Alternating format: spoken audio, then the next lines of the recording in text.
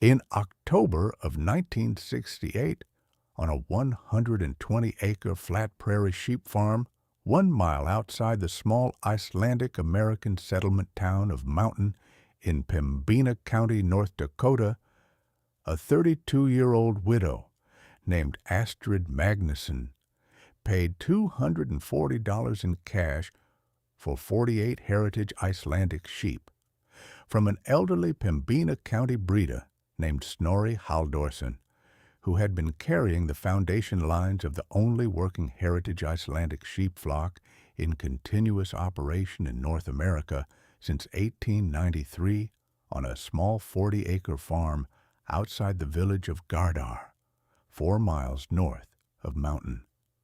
The 48 heritage sheep were the working surplus from Snorri Halldórsson's autumn 1968 flock assessment.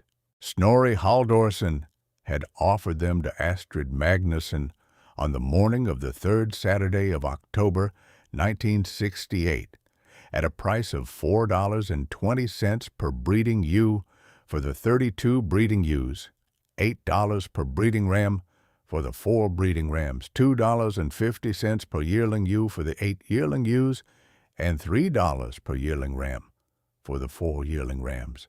Astrid Magnusson had paid in cash in a folded brown paper envelope she had been keeping in a tin coffee canister on the kitchen shelf since the summer of 1967, when her husband Bjarki Magnusson had been killed at 34 by a grain auger entanglement accident at the Mountain Cooperative Elevator. The 48 heritage Icelandic sheep stood, on the afternoon of October 17, 1968, in the back of a borrowed 2-axle stock trailer hitched to her 1965 Chevrolet C20 pickup truck. The lead Icelandic breeding ewe, a deep Morit brown 4-year-old Snorri Halldórsson, had banded with a small brass ear tag marked I-11 and called Solveig, weighed approximately 128 pounds. The largest of the 4 breeding rams was a jet-black ram with characteristic curled spiral horns weighing approximately 210 pounds. The smallest of the yearling ewes weighed approximately 96 pounds. They were, by every measurable standard, the North Dakota commercial sheep industry used in 1968, the wrong animals for a working farm operation. The men at the Mountain Cafe laughed for an hour and 53 minutes when they heard. They were still laughing 6 years and 3 months later on the late evening of Friday, January 10th, 1975, when the United States Weather Service in Bismarck issued the official blizzard warning for the entire Red River Valley and the northern plains, confirming that the developing low-pressure system pivoting north out of the Texas Panhandle would arrive overnight with sustained 70-mile-per-hour winds, gusts to 100 miles per hour, ambient temperature dropping to -30 Fahrenheit by Saturday morning and to -38 by Sunday afternoon, wind chills approaching -80 Fahrenheit, projected snowfall of 15 to 20 inches, with drifts well past 20 feet, and an expected extended power grid failure of unknown duration across the Mountain North Dakota and Pembina County Rural Service Area. By the autumn of 1968, the agricultural orthodoxy of the American commercial sheep industry had reached the cleanest expression of its 40-year arc. The orthodoxy was simple. Commercial American sheep produced dressed meat and fleece for the regional and national retail market on a confinement housing and high-density grazing protocol that had progressively replaced traditional hardy heritage sheep breeds across the upper Midwest and northern plains between approximately 1936 and 1960. The accepted commercial American sheep breeds in 1968 were, in this order, the Suffolk Hampshire crossbred commercial market lamb for the dominant national lamb meat share, the Rambouillet Targhee wool breed cross for fine wool fleece production in the western range states, the Polypay for the newer triple-purpose multi-birth meat and wool program developed by the United States Sheep Experiment Station in Idaho, and the Columbia for the larger framed range sheep operations. The standard commercial Red River Valley sheep operation in 1968 ran between 150 and 400 head of Suffolk, Hampshire crossbred commercial ewes on a confinement pen winter housing protocol that required indoor barn shelter housing, supplementary hay and grain feeding, regular ventilation and veterinary management, and continuous winter labor through the December through April Red River Valley deep cold season. The heritage Icelandic sheep, descended from the foundation Norse sheep stock, carried west to Iceland by the original Viking settlers between approximately 874 and 930 Anno Domini, isolated genetically on the Icelandic island for the next 1,100 years, characterized by their small, short-legged, hardy frame and their distinctive dual-coat lopi-fleece with the long, protective, coarse outer tog coat and the soft, insulating inner thell coat, were, in the professional consensus of every commercial sheep operator in Pembina County, ornamental show animals brought by Icelandic-American immigrant pioneers in the 1880s and 1890s and maintained for sentimental cultural reasons by the older Icelandic-American settler families. They were not commercial sheep. The North Dakota State University Cooperative Extension Service in 1968, run for Pembina County by a single sheep extension specialist named Henrik Bjornsson, who had served in the office for 16 years, said it openly to anyone who would listen. He said it standing at the front of the Red River Valley Sheep Producers Association meeting. He said it sitting at the counter of the Mountain Cafe at 7 in the morning. He said, heritage Icelandic sheep in commercial production on a 120-acre Pembina County operation in 1968 are a cultural heritage practice. They are not a modern commercial protocol. The Magnusson widow has decided to honor her grandmother, Sigridur Jonsdottir, who walked off the immigrant steamer at New York in 1890 with 6 Icelandic sheep in the hold and a hand-bound Icelandic agricultural manual under her arm.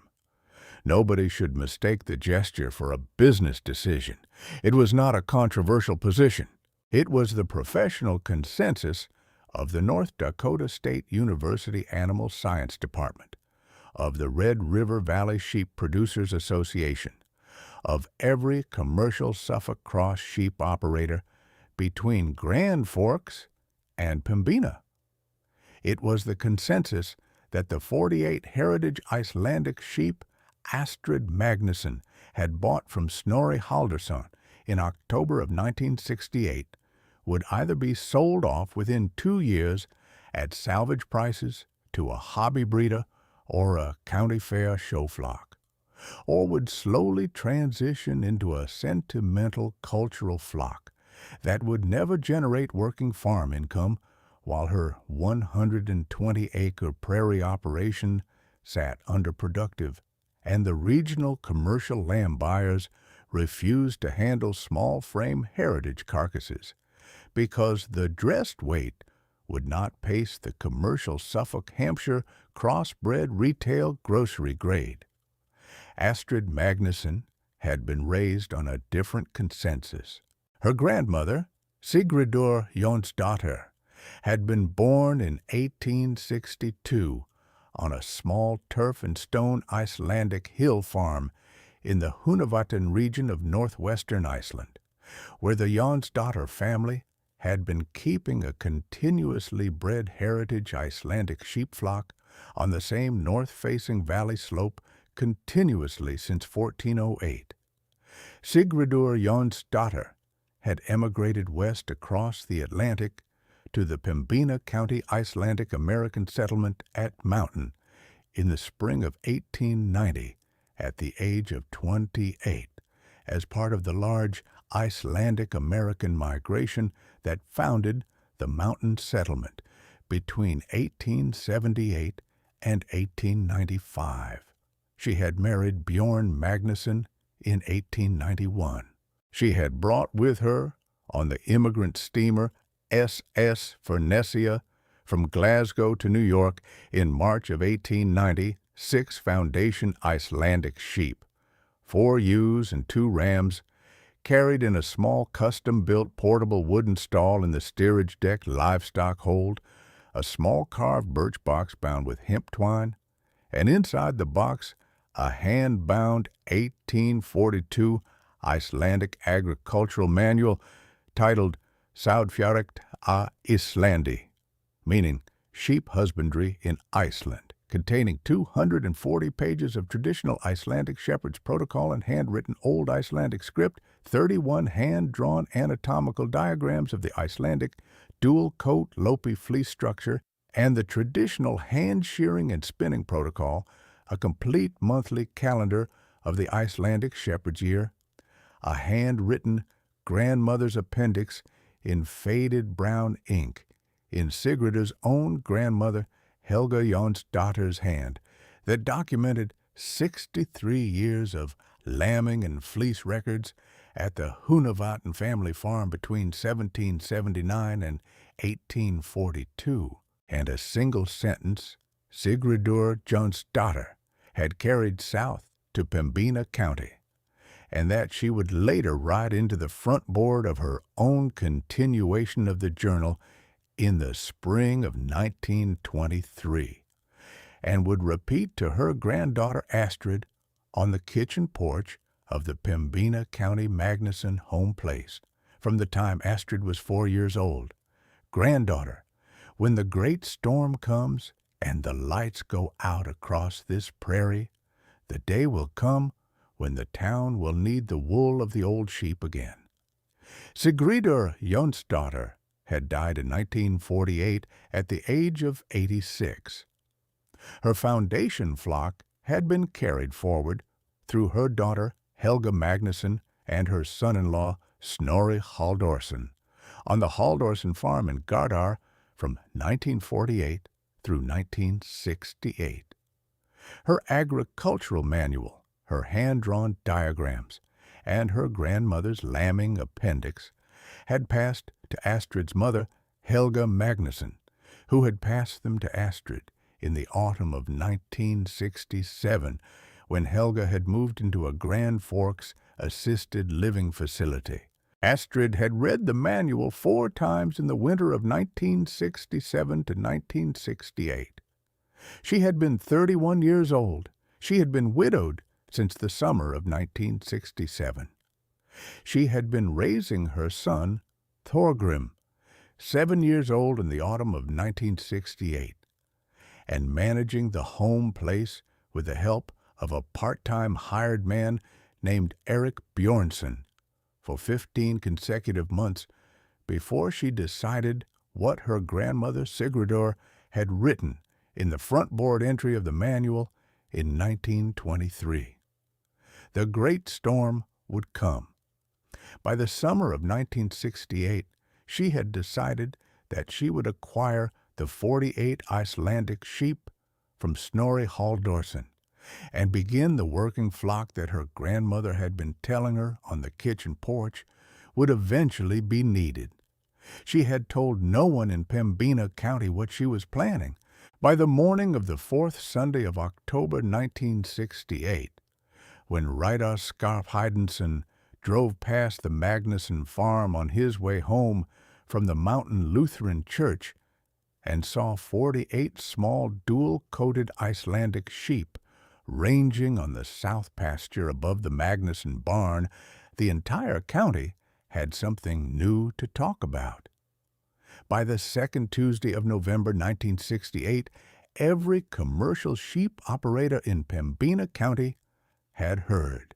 The Mountain Cafe sat on Highway 18 between the Mountain Cooperative Elevator and the Mountain Town Hall, and on Tuesday and Friday mornings between 5:30 and 7, the long Formica counter, filled with men in faded blue Massey Ferguson ball caps and red plaid hunting caps, drinking coffee from chipped enamel mugs and arguing about the Minneapolis spring wheat futures and the prospects for the upcoming spring lamb prices, and the question of whether the new federal wool incentive payment standards rumored for the 1975 season would shift the Red River Valley sheep economy.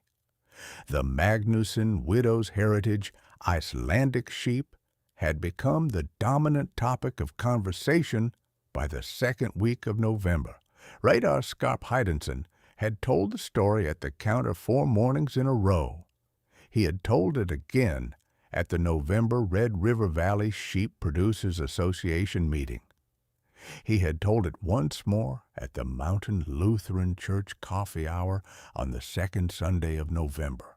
By the end of November, he had told it in some form to every commercial sheep operator within 40 miles of Mountain. The story changed slightly with each telling. The mockery in Mountain was not cruel. It was a kind of small-town disbelief that wore the clothing of concern. At the Mountain Co-op elevator on Wednesday afternoon, Astrid heard a man named Magnus Thordarson, who had bought breeding stock off her father, Halldor Jonsson, in the 1950s, tell another customer that the Magnusson widow had let her grief get the better of her judgment.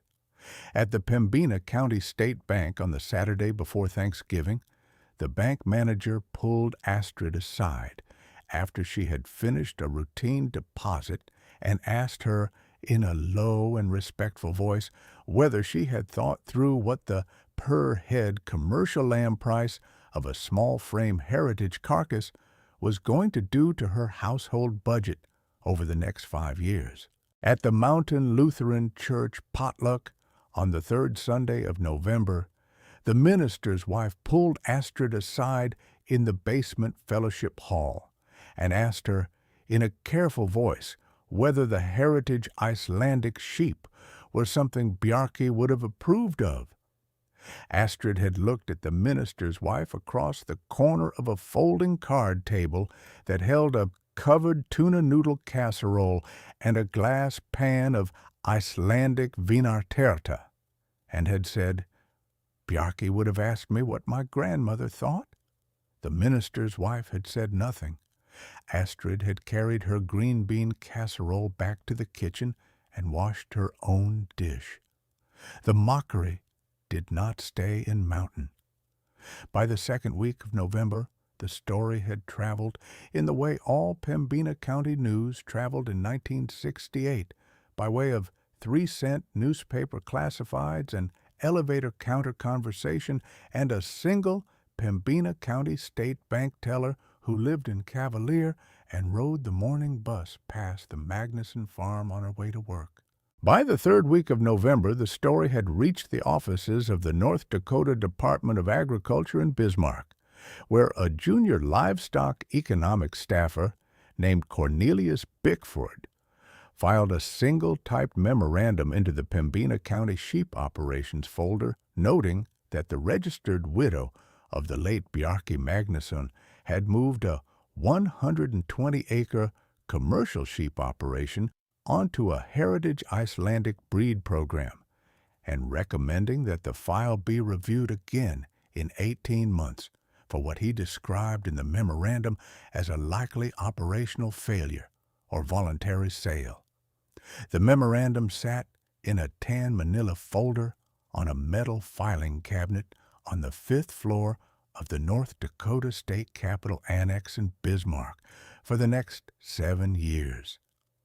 Cornelius Bickford was promoted to senior livestock economics staffer in 1973 and did not pull the file again until February of 1975, 4 weeks after the Super Bowl blizzard had passed through the Red River Valley, he removed the 1968 memorandum, stapled it to the front of a newly typed summary of the Magnusson operation's untouched January 1975 flock inventory of 140 head and the developing news from the town of Mountain about the emergency knitted lopi wool rescue gear, walked the file to the State Commissioner of Agriculture's office and left it on the commissioner's desk with a yellow post-it note that said, in his small, careful handwriting, "I was wrong. The commissioner was wrong. Read this." The commissioner read it. The 1976 North Dakota Department of Agriculture annual report carried a 7-page case study on the Magnusson operation under the heading, "The 48 Sheep That Held the Town Through the Storm." The case study was written by Cornelius Bickford.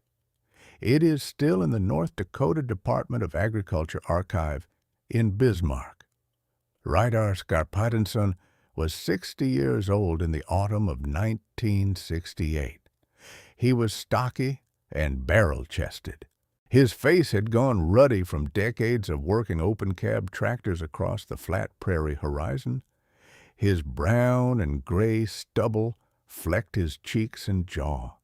His deep-set blue eyes were squinted from years of staring across the flat horizon. He wore a faded blue Massey Ferguson ball cap with a stained brim, a faded green Carhartt canvas chore coat over a tan and brown plaid flannel shirt, dark blue Wrangler jeans softened by years of washes, and scuffed knee-high black rubber barn boots. His mouth had the paternalistic, worried set of a man who had spent his whole life believing he was responsible for other people's decisions. He had wanted the Magnusson 120 acres before Bjarki died. He had wanted it more after. He had approached the subject sideways for 1 year. He had stopped by on Sunday afternoons. He had brought hot dish casseroles his wife Ingebjorg made. He had told her more than once that any decision she wanted to make about the operation would have his full support. The heritage Icelandic sheep changed the conversation. Reidar heard about them from his hired man, Stanley Goodnight, who had been at the Snorri Halldórsson dispersal on the 3rd Saturday of October 1968 and had watched Astrid pay in cash. Stanley had told Reidar at the elevator on the Monday morning. Reidar had not believed him.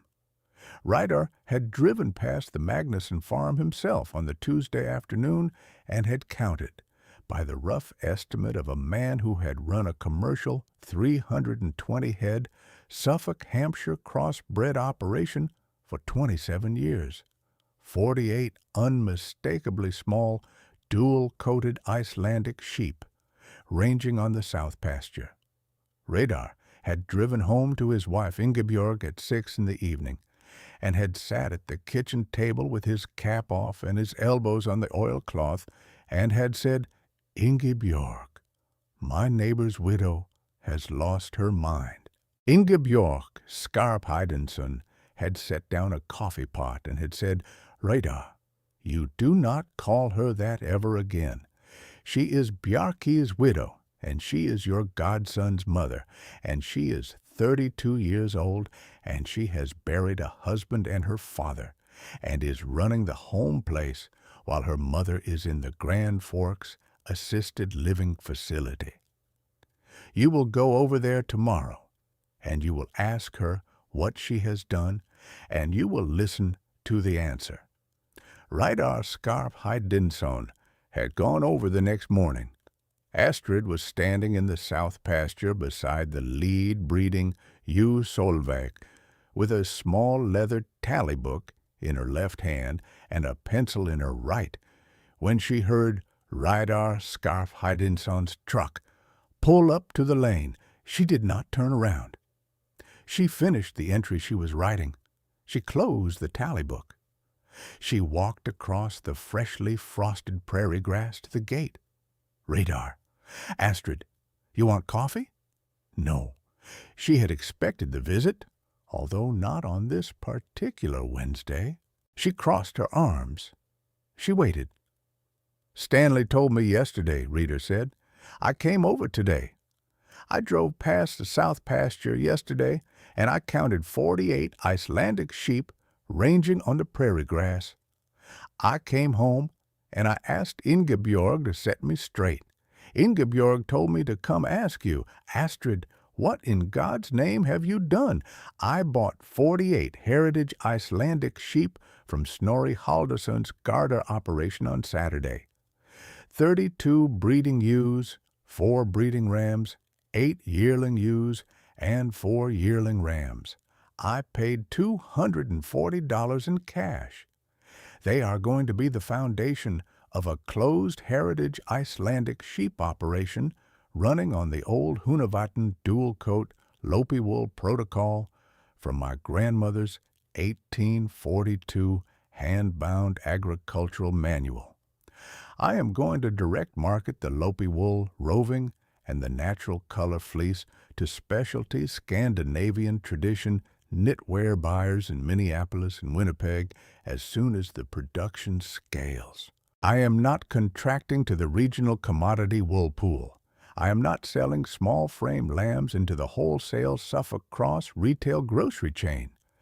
I am running a closed Icelandic heritage operation on a dual-coat fleece direct market program.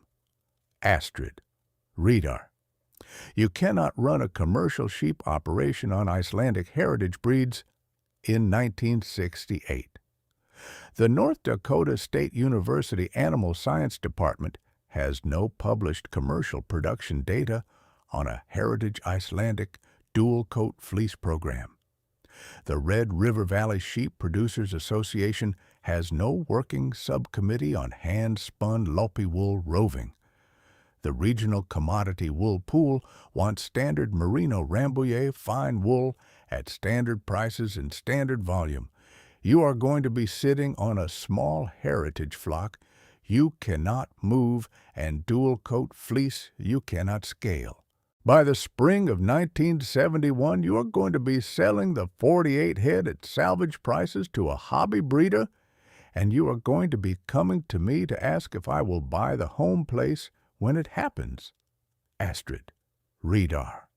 My grandmother Sigurdur wrote in 1923, on the front board of the manual she carried south from the Húnavatn Valley to Pembina County in 1890, that the day would come when the great storm would arrive on this prairie, and the lights would go out across the town of Mountain, and the town would need the lopi wool of the old sheep again.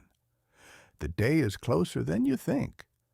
The decade-cycle Northern Plains low-pressure system has been building above the Texas Panhandle on roughly 7-year intervals since the documented 1949 storm and the documented 1966 storm. The next interval falls within the next 8 years. The town of Mountain, in a sustained -80 wind chill on an extended power outage, is not going to be saved by the standard commercial merino Rambouillet wool clothing that the volunteer fire and rescue crew currently owns. It is going to be saved by the hand-knit, dual-coat Icelandic lopi mittens and hats and neck warmers that the Mountain Lutheran Church Ladies' Aid is going to need on the second day of the storm. I am not going to be sitting on my hands when that happens. I am going to be the only Pembina County operator with the flock the town needs. I am not asking you to understand this. I am telling you what I'm doing so you do not have to ask me again. Reidar Skarp-Heidensen took his cap off, then put it back on, then took it off again. He looked across the south pasture at the 48 small dual-coated Icelandic sheep ranging on the prairie grass. He looked back at Astrid. He said, "Astrid, I cannot stop you. I cannot help you. I am going home. I will watch what happens." He drove home. If you have ever raised a breed everybody in your county had decided was a sentimental, cultural curiosity, if you have ever heard your grandmother's voice in a 1923 front board entry from a 1842 Icelandic manual and decided to listen to her over every cooperative extension agent and every commercial sheep operator in your state, this story is for you. Stay with us. There is one of these stories in every county in America, and the one we are telling you today comes from Pembina County, North Dakota, in the second week of January, 1975. 6 years and 3 months after Astrid Magnusson walked 48 heritage Icelandic sheep off a borrowed stock trailer onto a Red River Valley prairie pasture. The years between 1968 and 1975 were the deep work years. They were the years in which Astrid Magnusson did 3 things at the same time. She ran a 120-acre Pembina County Icelandic-American sheep operation. She translated a hand-bound 1842 Icelandic agricultural manual and a 1923 grandmother's front board appendix into operational protocol. And she did it while raising a young son alone in a county where the agricultural professional class had decided in advance that her operation would fail. The work was not glamorous. The work was, on the morning of December 8, 1968, the hand-shoveling of a fresh 26-inch snowfall away from the south pasture open lean-to shelter on the temperature of negative 21 degrees Fahrenheit, while 48 heritage Icelandic sheep stood inside the open lean-to under the south wall wind shadow, waiting for their morning ration of stored prairie-cured hay and cracked oats. The work was, on the evening of February 11, 1969, the hand-stitching of a torn right shoulder seam on her faded, slate-blue chambray workshirt at the kitchen table by the light of a single overhead bulb after a 14-hour day. The work was, on the morning of April 23, 1969, the kneeling for 2 hours and 40 minutes in fresh straw bedding beside the lead breeding ewe, Solveig, to attend the lambing of a single 12-pound jet-black Icelandic ram lamb, which Astrid named, when he stood up on his unsteady legs at 3:14 in the afternoon and walked under his mother's belly to nurse Bjarki after his father. The work was, in the autumn of 1970, the careful construction of the hand-built 3-sided open lean-to shelter at the south edge of the home pasture from hand-cut white pine framing and weathered cedar shingle roofing, with the open south-facing wall and the closed northeast and west walls oriented to provide passive wind shadow shelter against the dominant Pembina County winter northwest wind without requiring heated barn shelter. Exactly the open shelter protocol described in Chapter 4 of the 1842 Húnavatn Manual. The work was, beginning in the spring of 1969 and continuing every spring of every year thereafter, the careful hand-rooing of the dual-coat lopi-fleece off the ewes in late May, the traditional Icelandic shepherd's hand pluck of the naturally shed fleece at the spring molt, without the use of mechanical shears, followed by the hand-carding and the hand-spinning of the roved fleece into the natural color lopi roving that the traditional Icelandic Norse hand-knitting tradition required. The hand-rooed lopi fleece preserved both the long, coarse outer tog protective coat and the soft, insulating inner thell coat in their proper proportion. The mechanical shear-cut commercial wool destroyed this proportion. The hand-rooed lopi wool yarn, spun in the Icelandic tradition from both fleece layers together, rather than separated, retained a documented insulating capacity at extreme wind chill that no commercial merino-style wool could approach. The first dressed meat lamb sales went out at the November 1969 lamb auction at the West Fargo stockyards. The 48-head 1969 flock had produced 68 spring lambs from the 32 breeding ewes, a 112% lambing rate, well above the regional commercial Suffolk-Hampshire crossbred average of approximately 103%. The Icelandic lambs averaged 76 pounds at 26 weeks against the commercial Suffolk cross lambs that averaged 120 pounds at the same age, a substantially lower per head dressed weight, but at the cost basis of pasture forage plus minimal supplementary hay, rather than the commercial grain and hay protocol that the Suffolk cross operations required. The 1969 lamb sales had grossed approximately $1,240. The 1970 lambing had brought 84 lambs from the now 40 breeding ewe flock and had grossed approximately $1,780. The first lopi wool roving sales had begun in May of 1970 to a small Winnipeg specialty knitwear shop that paid Astrid $8 per pound of hand-rooed, hand-spun natural color lopi roving.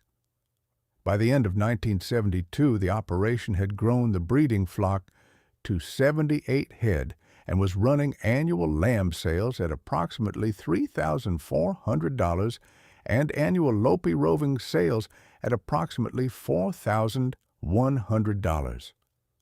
The lopi roving price had risen by 1972 to $10 per pound. The Magnusson operation was netting per acre annual returns approximately 3 times the Skarp-Heidenson commercial Suffolk cross operation across the section road on a fraction of the labor and feed input. She had been keeping the operation ledger in a small green hardback Borum and Pease accounting book on the second shelf of the farmhouse pantry.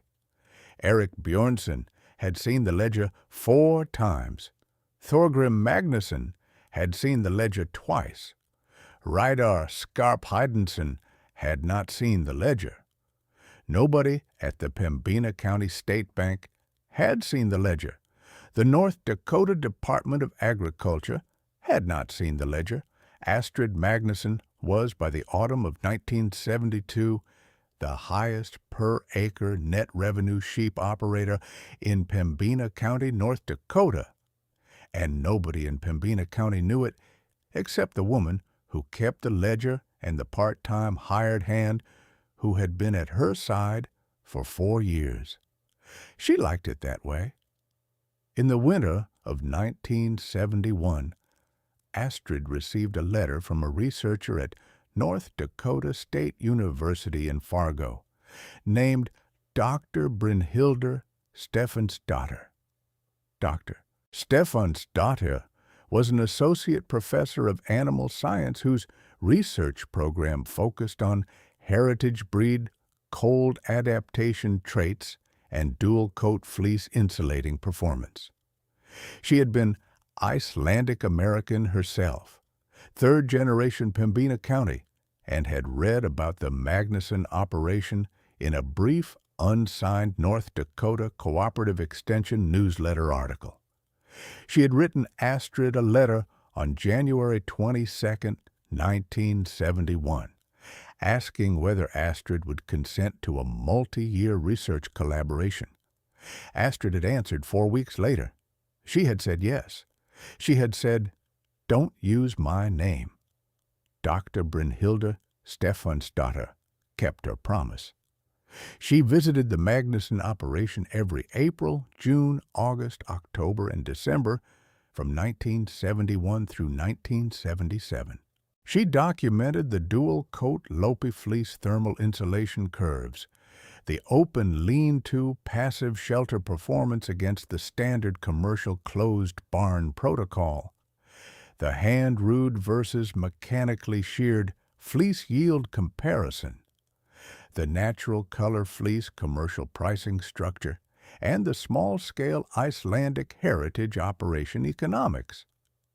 She published, between 1973 and 1977, 6 papers in the Journal of Animal Science and Sheep and Wool Quarterly that reference the Magnusson operation only as Cooperator M. None of the Pembina County operators identified Cooperator M until the morning of Saturday, January 11th, 1975, when the Super Bowl blizzard arrived. The 1975 storm had developed as a deep, low-pressure system pivoting north out of the Texas Panhandle. On the afternoon of Thursday, January 9th, 1975, had moved north-northeast through Oklahoma and Kansas overnight Thursday into Friday, had reached central Iowa by Friday morning, January 10th, had crossed into southern Minnesota by Friday midday, and had begun its descent on the Red River Valley and the northern plains by Friday evening. The Weather Service had issued the official blizzard warning at 9:38 in the evening on Friday, January 10th.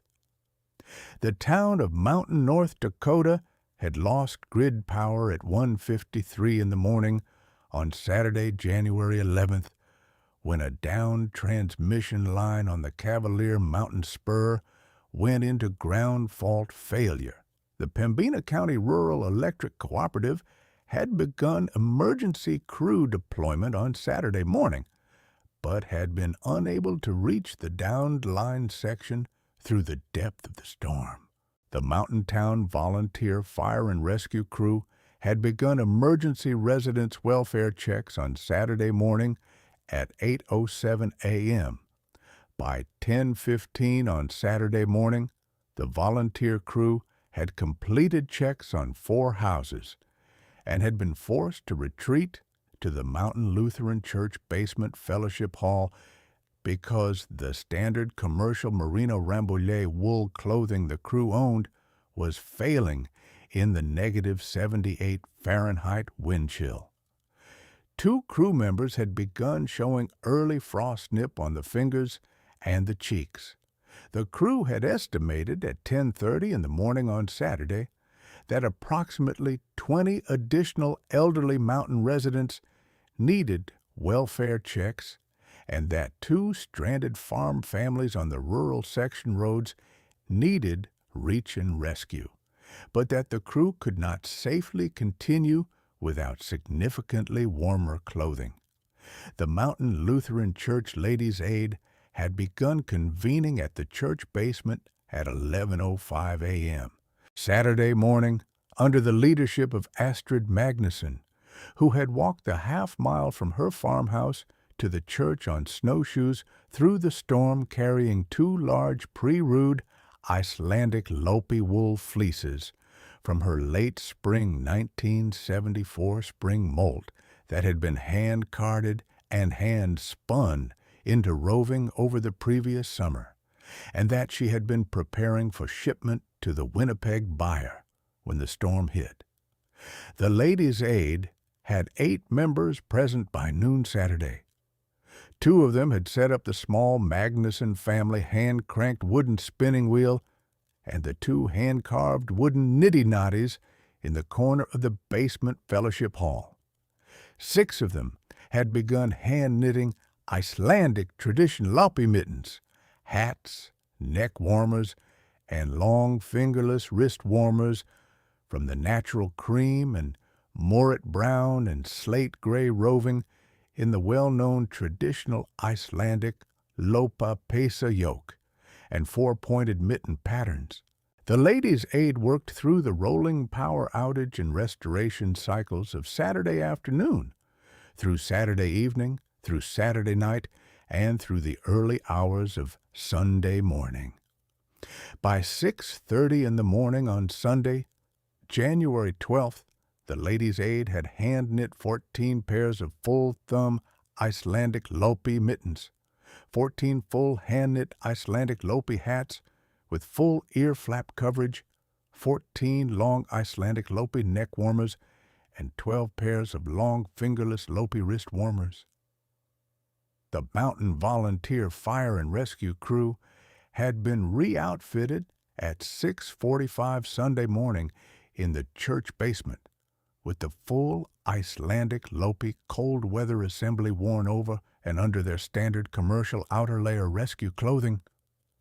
The Icelandic lopi assembly held against the -78 Fahrenheit wind chill through Sunday morning. The volunteer crew reached and welfare checked the remaining 20 elderly mountain residents by Sunday noon.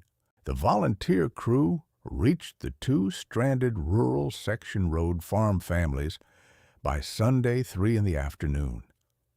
0 Pembina County residents were lost in the Mountain District through the depth of the Super Bowl blizzard. The Pembina County Rural Electric Cooperative restored full grid power to the town of Mountain at 4:26 in the afternoon on Wednesday, January 15, 1975, after 111 hours without power. Within 7 weeks of the storm, Astrid Magnusson's farm telephone was ringing every working hour. The first call came on the morning of January 22, 1975, from a Winnipeg, Manitoba specialty knitwear retailer who had been carrying small batch hand-spun lopi roving from the Magnusson operation since 1971, and who had read the story of the mountain rescue in the previous Sunday's Winnipeg Free Press Regional Summary. The Winnipeg buyer doubled his standing roving order at the existing per-pound rate.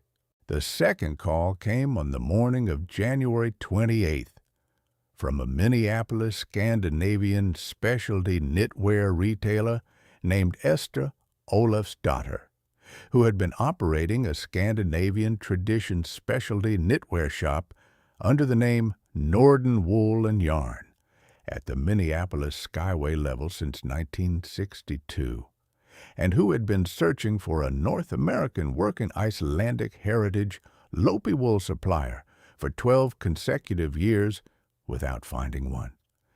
Esther Olafsdottir had read the mountain rescue story in the Minneapolis Star-Tribune regional column. She had called the Magnusson telephone from her Minneapolis office on the Tuesday morning. She had asked Astrid whether the Magnusson operation could commit 120 pounds of hand-rooed, hand-spun, natural color lopi roving annually for the next 5 years to the Minneapolis specialty market at a base price of $14 per pound, 12 times the regional commodity wool rate. The total annual contract value at full delivery would be $1,680 on the roving alone, plus an additional 5-year exclusive supply contract on hand-knit, finished Icelandic lopi-fleece yoke sweaters at $140 per sweater for 60 finished sweaters annually, an additional $8,400. The contract was a 5-year exclusive supply agreement with Norden Wool and Yarn. Esther Olafsdottir drove from Minneapolis to the Magnusson Gate the following Saturday in a 1973 silver Volvo station wagon with a small brown leather portfolio on the passenger seat and the folded contract inside it. She arrived at 10:30 in the morning on February 8, 1975.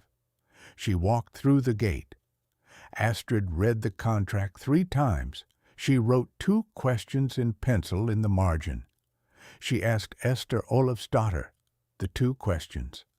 Esther answered both clearly. Astrid signed the contract at 12:31 in the afternoon of February 8, 1975.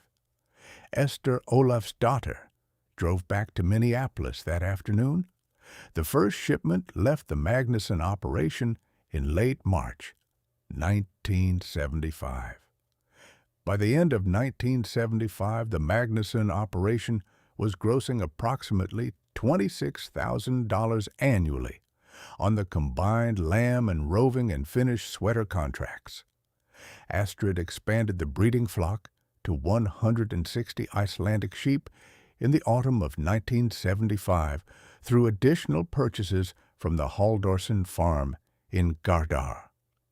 She hired Eric Björnsson full-time as the operation's senior shepherd. She began selling foundation Icelandic breeding pairs to other small-scale operators across the upper Midwest and Hudson Valley in 1976 at a price of $140 per pair. The 1976 breeding stock sales generated an additional $11,000 in revenue. By the autumn of 1975, the operation was producing 145 pounds of hand-rooed lopi roving annually for the Minneapolis contract, 60 hand-knit finished lopi-fleece sweaters annually, the 80-plus annual lamb meat sales, and approximately 20 heritage Icelandic breeding pairs annually for the rebuilding North American Icelandic sheep movement. Reidar Skarphéðinsson drove over to the Magnusson farmhouse on a cold Saturday afternoon in late November 1975. The 1975 lopi and lamb year had been a record. He parked his truck at the gate. He walked through. He walked across the gravel yard to the open lean-to shelter at the south edge of the home pasture. He looked at the 160 heritage Icelandic sheep huddled in mixed colors against the south wall of the lean-to in the late November cold. He looked back at Astrid, who had walked out from the kitchen with a small tally book in her arm. He took off his faded blue Massey Ferguson ball cap. He set it against his chest. Astrid, Reidar. I have been thinking about Bjarki. I have been thinking about what I should have said in October of 1968, when you walked the first 48 Icelandic sheep off the borrowed stock trailer. I am here to tell you that I know it now. I should have known by the autumn of 1972, when your per-acre net revenue ledger came in 3 times higher than mine. I did not know because I am the kind of man I am. I am not asking forgiveness. I am asking if I can come stand at this gate one Saturday afternoon a season and learn what I should have learned in 1968. Astrid unlatched the gate. She held it open. She said, Reidar, you are forgiven. You were forgiven on the night Ingebjörg sent you over here in October of 1968. You did not need to come today. I did need to come today, Astrid. Then come walk the pasture. He came in. He walked the south pasture with her for an hour. He looked at the 160 heritage Icelandic sheep in their varied moret brown and jet black and slate gray and natural cream colors, huddled against the south wall of the open lean-to. He took the small tally book from Astrid's hands. He read 3 pages of her 1975 per-head lambing and fleece entries. He gave the book back. He drove home at dusk. The next Saturday, he came back. The Saturday after that, he came back. By the end of November 1975, he had come back 4 Saturdays in a row. The Saturday visits became, in the Skarphéðinsson and Magnusson families, a thing that was understood and not discussed. They continued until Reidar Skarphéðinsson's death in 2000. Reidar Skarphéðinsson learned, on those Saturday afternoons, the things he had refused to learn for 7 years. He learned that the heritage Icelandic dual-coat lopi-fleece on hand-rooed, hand-spun, natural color roving sold to the Minneapolis specialty knitwear market at 12 times the regional commodity merino wool commodity rate. He learned that the small-frame Icelandic lamb on minimal supplementary hay open pasture finishing came in at a per-acre profitability 7.2 times the per-acre profitability of the standard commercial Suffolk, Hampshire crossbred lamb on confinement, winter housing, and grain and hay supplementary feeding.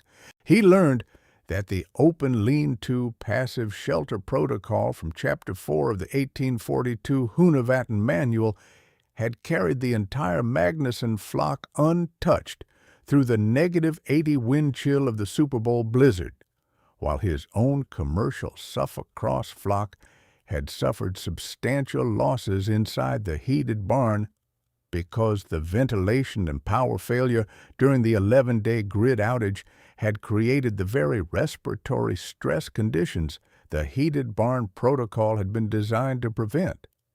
He learned, finally, that he had been wrong about everything, and that the woman who had been right was the same woman whose late husband he had hoped to inherit a 120-acre Pembina County operation from.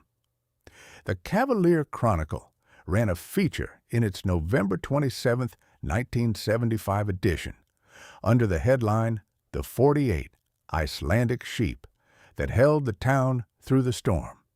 The article was 14 column inches on the front page and continued for 18 more inside. Eric Bjornson was quoted. He said, "I worked beside Mrs. Magnusson for 7 years. I knew the operation was right by 1971. I should have spoken up then. I am sorry I waited until the storm." Magnus Thordarson was quoted. He had bought breeding stock off Halldór Jonsson in the 1950s. He said, "I knew Halldór. I knew his mother Sigridur. I bought a pair of Icelandic ewes off Sigridur Jonsdottir-Magnusson in 1944, and they gave me lambs for 11 seasons on a small place I had outside Garter.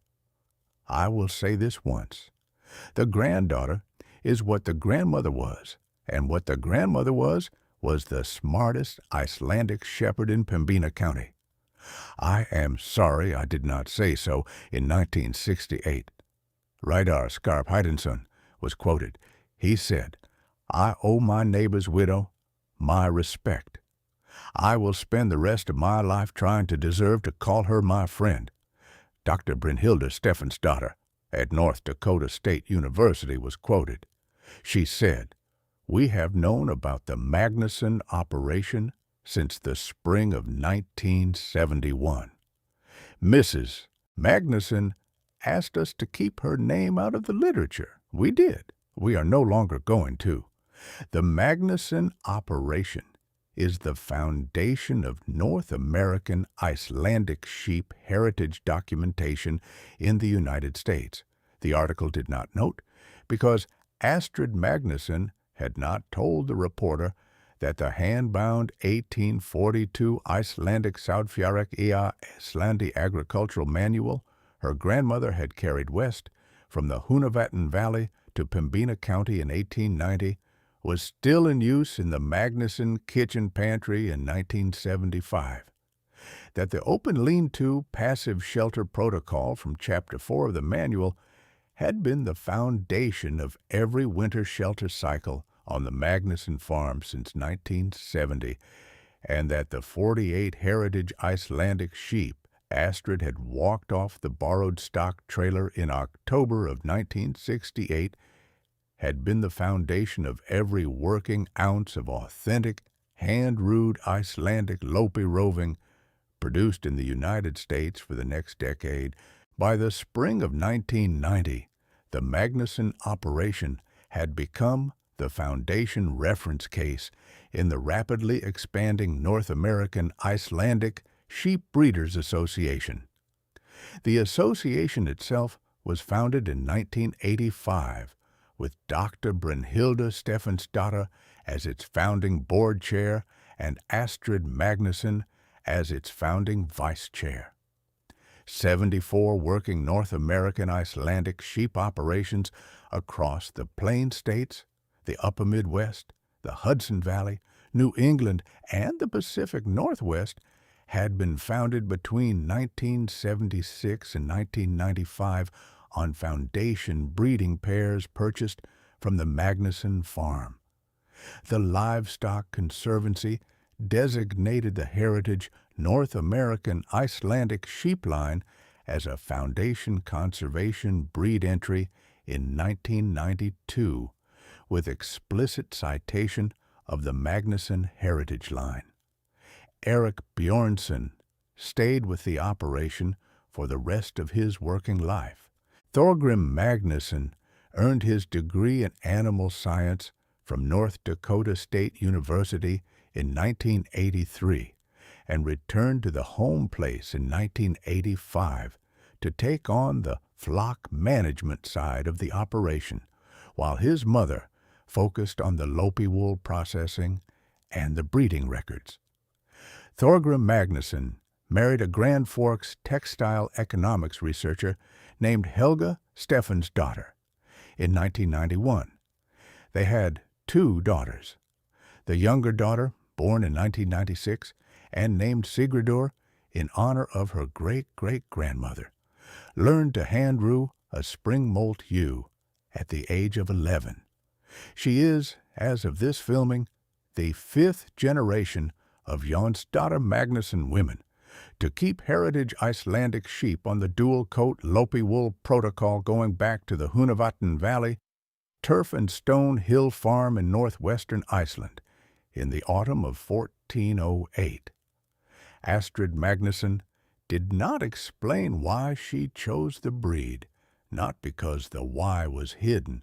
The why had been written in 1923 on the front board of a hand-bound 1842 Icelandic agricultural manual carried south from the Húnavatn Valley in 1890 and recited again on the porch of a Pembina County farmhouse in 1940, when her grandmother had taught her, at the age of 4, to repeat the words, "Granddaughter, when the great storm comes and the lights go out across this prairie, the day will come when the town will need the wool of the old sheep again."